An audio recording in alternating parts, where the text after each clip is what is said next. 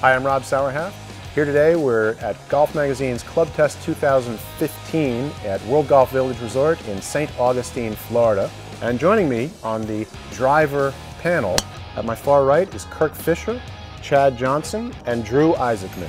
Let's get right into it and talk about what your overall impressions were with the drivers this week. What did you find, Kirk? I played in the max category this week. Of course, the max category is the one where they have the most help, and so we're going to find the most forgiving drivers. And what was interesting to me, some changes from a couple of years ago, was that they have stopped putting as much draw bias. They don't presume that we all slice, but they do presume that we all want to hit the ball farther. So we're seeing a lot of lightweight drivers. The ability, they're well balanced now, more so than they were a couple of years ago, where it's easy to find the head.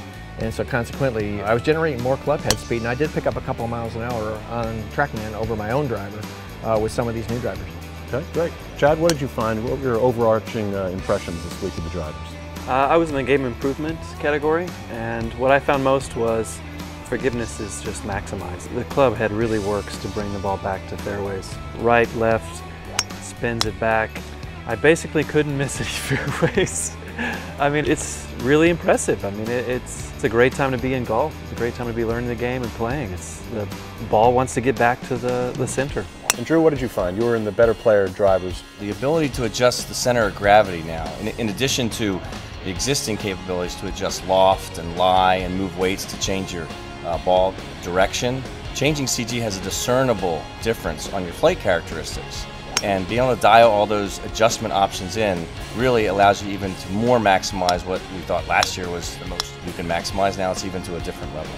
Did you have the opportunity to change any lofts or face angles or center of gravity locations, Kirk? Changed lofts on 2 or 3 of the drivers this week, and in each case picked up 3, 4, 5 yards in the air, or maybe a little bit better roll. We were looking real hard at spin numbers when you have a lot more carry out. Probably the most radical thing I saw all week was a change of a shaft, where we have some of the manufacturers send us many shaft options, and I had a driver I was struggling with. They gave me a different shaft, and I hit it literally 38 yards further in the air. Everybody should go to a club fitter, because otherwise you're just guessing.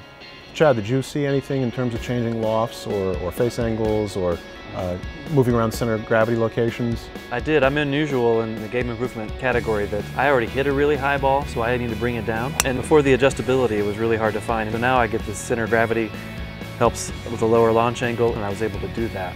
So in terms of center of gravity locations, does it work?